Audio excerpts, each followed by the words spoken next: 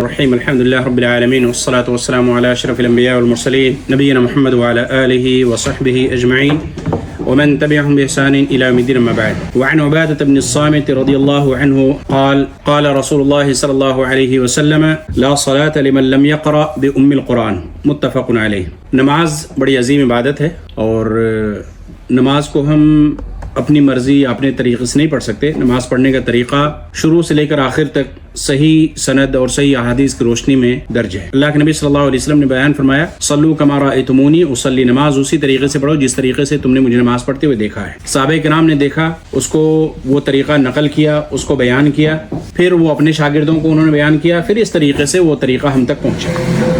تمام کی تمام چیزیں اللہ اکبر سے لے کر سلام پھیرنے تک آپ صلی اللہ علیہ وسلم کیسے بیٹھتے تھے، کیا پڑھتے تھے، رکوع کرنے کا طریقہ، رکوع سے پہلے کا، رکوع کے بعد کا، دعائیں، تمام کی تمام چیزیں A to Z صحیح احادیث کی روشنی میں موجود. اب جن مسائل کے اندر بہت زیادہ اختلاف پایا جاتا ہے انہی میں سے ایک مسئلہ ہے کہ کیا نمازوں کے اندر فرض نمازوں میں ہم سورہ فاتحہ پڑھیں یا نہیں پڑھیں، اور خاص طور سے اگر امام کے پیچھے ہوں تو ایسی صورت میں ہمیں کیا کرنا چاہیے. اسی سلسلے میں یہ حدیث جو یہاں مؤلف نے ذکر کیا ہے بخاری اور مسلم کی روایت ہے. حضرت عبادہ بن صامت رضی اللہ تعالیٰ عنہ وہ کہتے ہیں کہ اللہ کے نبی صلی اللہ علیہ وسلم نے ارشاد فرمایا لا صلاۃ لمن لم یقرأ بأم القرآن، جس نے نماز میں ام القرآن سورہ فاتحہ کے بہت سارے نام ہیں. بعض مؤلفین نے ذکر کیا ہے 100 سے زائد نام ہیں. سورہ فاتحہ، سورہ دعا، یا اسی طریقے سے ام القرآن، سبع مثانی، سورۃ الکافیہ، سورۃ الشافیہ، بہت سارے نام ہیں. 100 سے زائد ناموں کا مؤلف نے اپنی کتابوں کے اندر ذکر کیا ہے. انہی میں سے ایک نام کیا ہے؟ ام القرآن. اللہ کے نبی صلی اللہ علیہ وسلم بیان فرمایا جس نے نماز میں ام القرآن یعنی سورہ فاتحہ نہ پڑھی اس کی کوئی نماز نہیں. یہ حدیث بخاری اور مسلم کی. اور ایک روایت کے اندر ہے، ابن حبان کی روایت ہے، وہ کہتے ہیں کہ اللہ کے نبی صلی اللہ علیہ وسلم ارشاد فرمایا لا تجزئ صلاۃ لا یقرأ صلاۃ لا یقرأ فیہا بفاتحۃ الکتاب، کہ جس نماز میں سورہ فاتحہ نہ پڑھی گئی ہو وہ نماز کافی نہیں ہوتی. اور ایک روایت جو احمد کی اور ابو داؤد اور ترمذی کی ہے، کہتے ہیں کہ لعلکم تقرؤون خلف امامکم قلنا نعم قال لا تفعلوا الا بفاتحۃ الکتاب فانه لا صلاۃ لمن لم یقرأ. یہ جو آخر کی جو روایت ہے یہ ابو داؤد ترمذی کی روایت ہے. یہ لمبی حدیث ہے. اللہ کے نبی صلی اللہ علیہ وسلم فجر کی نماز پڑھا رہے تو صحابہ کرام بھی پیچھے سے تھوڑی ہلکی آواز میں، جیسے بہت سارے لوگ ہوتے ہیں آواز تھوڑی اونچی ہو جاتی ہے جس کی وجہ سے پڑھنے والے کو ڈسٹرب ہوتا ہے، بغل والے کو پریشانی ہوتی ہے، تو صحابہ کرام بھی آپ صلی اللہ علیہ وسلم کے پیچھے پڑھ رہے تھے. یہ سورہ فاتحہ تھوڑی ہلکی آواز میں پڑھ رہے تھے. تو آپ صلی اللہ علیہ وسلم نے نماز مکمل کی. نماز مکمل کرنے کے بعد بیان فرمایا کہ شاید کہ تم لوگ بھی میرے پیچھے پڑھ رہے تھے. تو ان کا کہ ہاں اللہ کے نبی صلی اللہ علیہ وسلم ہم بھی آپ کے پیچھے پڑھ رہے تھے. تو آپ صلی اللہ علیہ وسلم بیان فرمایا لا تفعلوا الا بفاتحۃ الکتاب، کہ تم صرف سورہ فاتحہ پڑھ لیا کرو، یعنی سورہ فاتحہ پڑھنے کے بعد کوئی اور چیز نہ پڑھا کرو. کیوں؟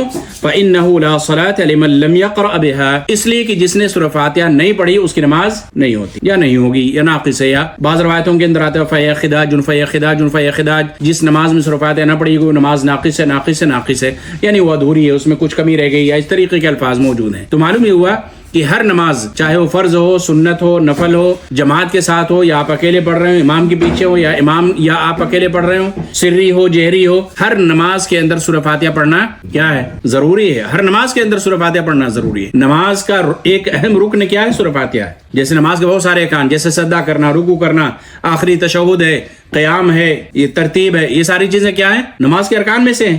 ان میں سے کوئی بھی رکن چھوٹ جائے تو آپ کی نماز باطل ہو جائے گی. انہی میں سے کیا ہے؟ سورہ فاتحہ ہے. تو سورہ فاتحہ پڑھنا ہر نماز کی ہر رکعت میں ضروری ہے، جیسا کہ ان حدیثوں سے معلوم ہوا کہ اللہ کے نبی صلی اللہ علیہ وسلم فجر کی نماز پڑھا رہے ہیں اور آپ صلی اللہ علیہ وسلم نے اپنے پیچھے پڑھنے والے صحابہ کرام سے بیان فرمایا کہ تم صرف سورہ فاتحہ پڑھ لیا کرو، سورہ فاتحہ کے علاوہ کوئی چیز نہ پڑھا کرو.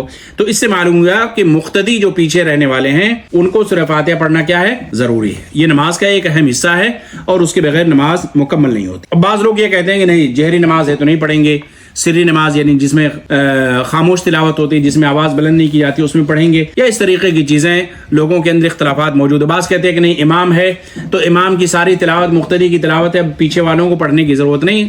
اس طریقے کی چیزیں درست نہیں ہیں. امام کے اپنے احکامات ہیں اور مقتدیوں کے اپنے احکامات ہیں. امام اللہ اکبر کہتا ہے، ہم بھی اللہ اکبر کہتے ہیں. امام سمع اللہ لمن حمدہ کہتا ہے، ہم بھی کہتے ہیں. دعا پڑھتے ہیں، تمام چیزیں ہم بھی کرتے ہیں. اسی طریقے سے سورہ فاتحہ امام پڑھتے ہیں، ہم بھی ان کے پیچھے پڑھیں گے، لیکن ان کے ساتھ نہیں پڑھنا، نہ ان کے پہلے پڑھنا ہے نہ ان کے ساتھ پڑھنا ہے، بلکہ کیا ہے؟ مقتدی ہمیشہ امام کے پیچھے ہوتا ہے. کیا ہوتا ہے؟ امام کی اتباع کرنا کسے کہتے ہیں؟ اتباع کرنے کا مطلب پیچھے چلنا، ساتھ ساتھ چلنا نہیں ہوتا ہے، نہ آگے چلنا، بلکہ کیا ہے؟ امام کے پیچھے پیچھے چلنا۔ امام سورہ فاتحہ پڑھ کے ایک آیت پڑھ کے خاموش ہوئے، آپ اس درمیان میں پڑھ لیجئے، یا سورہ فاتحہ پڑھنے کے بعد خاموش ہوئے، آپ اس درمیان پڑھ لیجئے، لیکن پڑھنا کیا ہے؟ ضروری ہے۔ سورہ فاتحہ کے بغیر نماز درست نہیں ہوتی، چاہے آپ اکیلے پڑھ رہے ہوں یا جماعت کے ساتھ پڑھ رہے ہوں، لازمی ہے۔ اور آپ تک میری ویڈیوز جس مادھیم سے بھی پہنچ رہی ہے، فیس بک پہ، یوٹیوب پہ، ٹک ٹاک پہ، انسٹا پہ، آپ جہاں بھی دیکھ رہے ہیں، آپ سے گزارش ہے کہ آپ خود بھی سنیں، عمل کریں، لائک اور شیئر کریں۔ یوٹیوب پہ ہیں تو اس کو سبسکرائب کریں، زیادہ سے زیادہ لوگوں تک ایسی دینی ویڈیوز جو آپ تک پہنچتی ہیں اس کو پہنچائیں، بہت بڑا اجر ہے۔ من دل علی خیر فلہ مثل اجر فاعلہ، جو کسی کو خیر کی طرف دعوت دیتا ہے تو اس پر عمل کرنے والے کے برابر اس کو اجر ملے گا، اس لیے بہت بڑا خیر کا کام ہے، نیکی کا کام ہے۔ اپنے تک محدود نہ رکھیں، دوسروں تک بھی پہنچائیں۔ اللہ تعالیٰ توفیق عطا فرمائے۔ السلام علیکم ورحمۃ اللہ وبرکاتہ۔